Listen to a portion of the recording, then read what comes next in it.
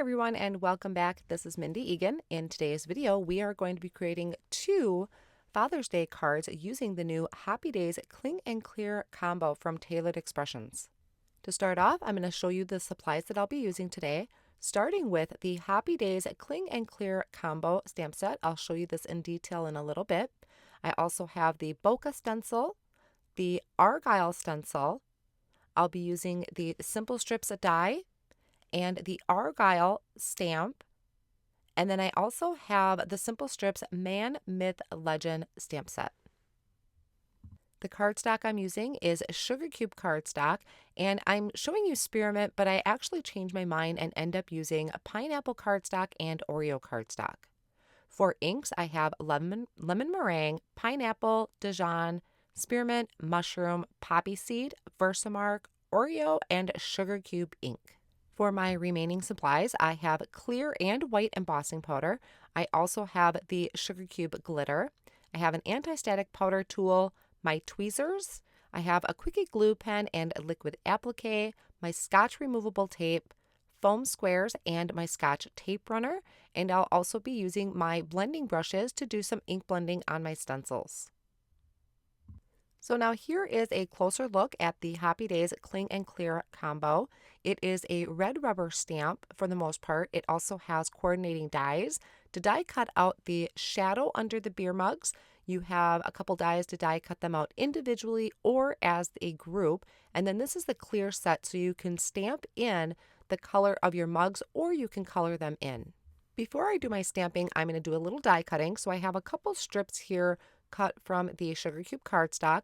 I'm lining up my die into that cardstock, and I'm going to die cut these out. So I have 2 sets of beer mugs, and I want to keep one of these negative pieces. I found this was a really great trick for lining up my stamps perfectly. Now I'm loading my beer mugs into my Misty stamping tool, and I'm going to stamp this down onto the Misty grid paper. I did remove the foam insert from my Misty since these are foam mounted, and then I'm bringing in that negative piece and I'm lining that up over that image that we just stamped. That's just kind of a guide for us so we can line everything up perfectly. Now I'm going to bring in my positive piece, line that up into that negative space, and ink up my image with the Oreo ink and stamp that down. So I have an absolutely perfect edge all the way around.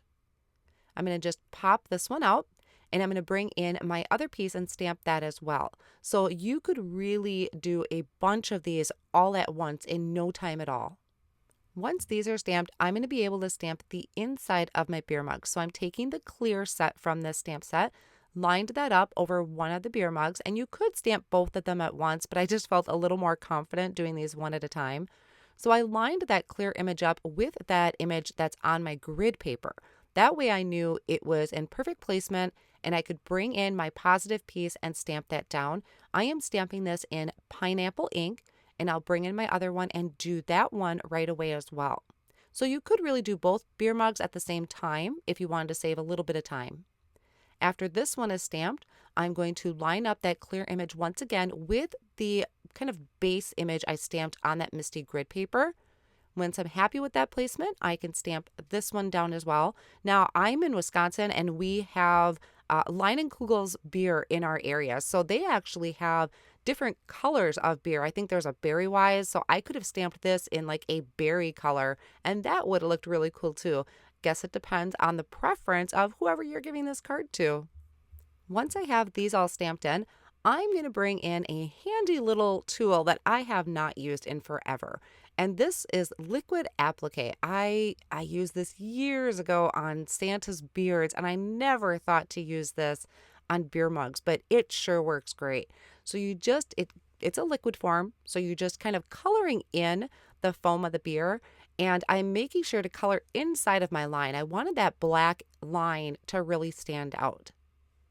Now, I believe on the tube of the liquid applique, it says that you can leave this overnight, but I'm speeding up the process by using my heat tool, and I'll show you that in just a moment. Another thing you could use this liquid applique for is just as some embellishments on your background or snow. You could use it on hearts for Valentine's. So many great ways to use this that I completely forgot about this, and I'm glad that Taylor reminded me of it. Now I am stepping it up just a little bit. I thought I'd experiment, and I am dumping on a little bit of the sugar cube glitter on top of that liquid applique because it's still wet. It does take a long time to dry. So I sprinkled on that glitter, tapped off any of the excess, and then I am making sure that my heat gun is really nice and hot, holding my image with my tweezers to keep my fingers safe, and then heating that up, and it puffs up, and it is so cool in person. I tried to show a close-up towards the end, but it's way cooler in person how it kind of puffs up. Now that I have my images done, I'm going to work on a background for one of the beer mugs. So I have a piece of sugar cube cardstock cut to 4¼ by 5½. I put a little bit of adhesive down on my grid paper here to hold that in place. And then I'm bringing in the Bokeh stencil, which was really, really cool to add with these beer mugs. I'm lining up that first layer with the grid lines of my mat. And then I held that down with some low tack tape. And I'm bringing in lemon meringue. So I have 3 different colors that I'm using here today. You really could probably get away with 1 or 2 and just apply more ink or go heavier handed with them. But I did choose 3. So I ink blended that first layer on, and then I'm going to bring in layer 2 of the Bokeh stencil. And all of the Tailored Expressions stencils are labeled in the bottom corners. So it'll show you 1, 2, or 3. In the Bokeh stencil, I'm not really sure it matters. But I did go in order. Now this second color here is pineapple, which is my all-time favorite yellow color. And then once I have all of that ink blended on, I'll remove this stencil, and it's already looking just really super cool, kind of like bubbles in the background. And then I'm going to bring in layer 3. And now for layer 3, I am going to use the Dijon ink. So it's a little bit darker of a yellow. And I'm going to blend that on over top of everything. So like I said, you really could maybe go with 1 or 2 colors and just go heavier handed, but I thought the 3 different colors and that transition looked really neat. Off screen, I trimmed this panel down to 3½ by 4¾ and I also trimmed 3 more pieces of white cardstock to that same size and layered them together, and I'm adding that blended panel on top. This is just adding dimension to the back of my panel, and it's complete coverage, so I'm not worried about any areas dipping because of foam tape. So I have a piece of white cardstock cut to 3¾ by 5 inches that I layered on top of pineapple cardstock. And then it dawned on me that I did not stamp my sentiment. So I'm going to carefully try and do this. I do this way more times than I should. I always put my card together and then realize I did not stamp my sentiment.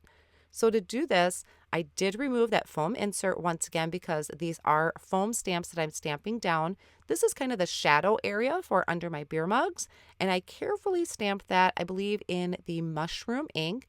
And then I have my sentiment here that I lined up right underneath that, and I'm stamping that in Oreo ink. So I am stamping really, really careful. I'm not pushing too hard.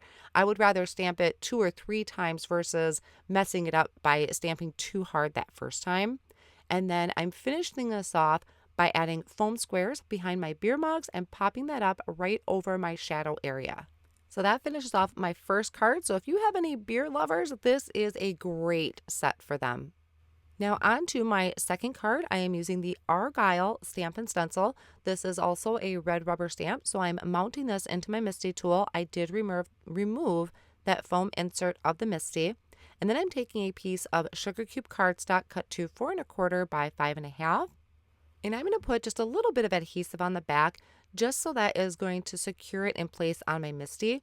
I placed that cardstock over my background and then closed my Misty door or my Misty tool backwards.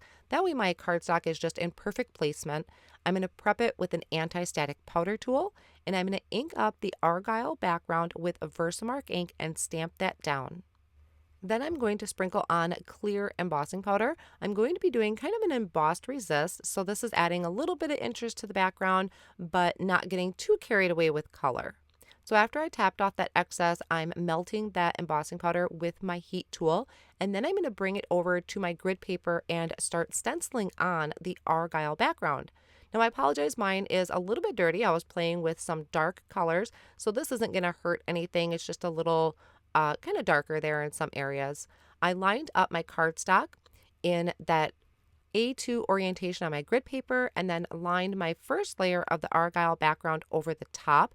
And I'm just lining that up over that 6x6 orientation on the grid mat.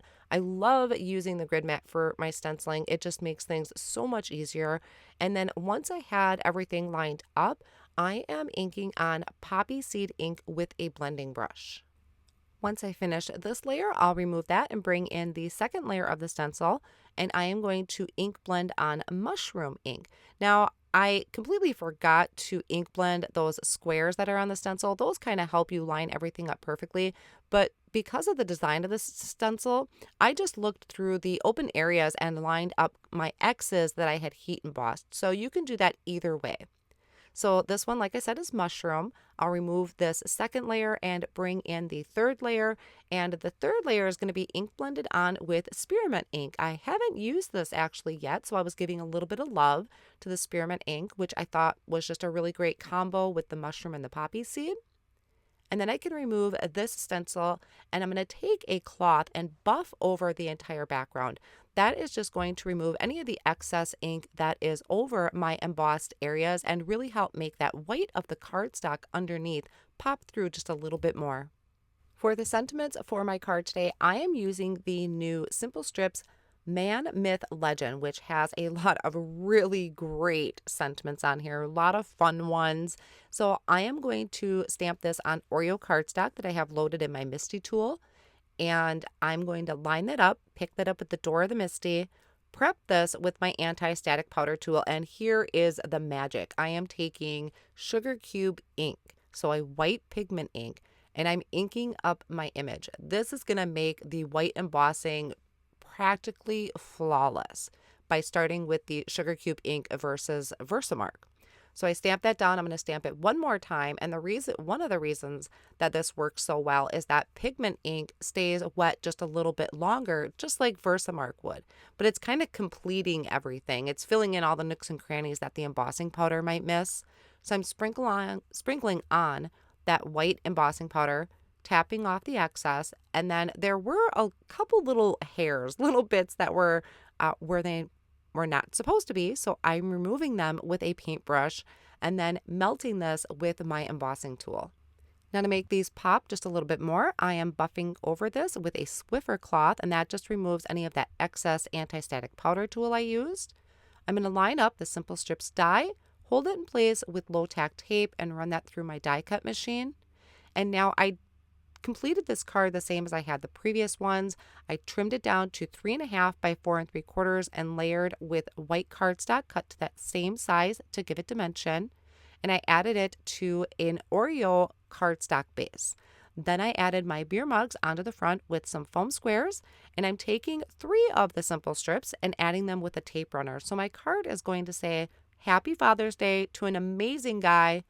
Yes, the card is the gift. So this is great. My husband and I don't exchange gifts for Mother's Day and Father's Day, so this was really fun. I hope you enjoyed today's video, and this gives you some ideas for Father's Day cards or even birthday cards. Thank you so much for joining me today, and I'll see you again soon.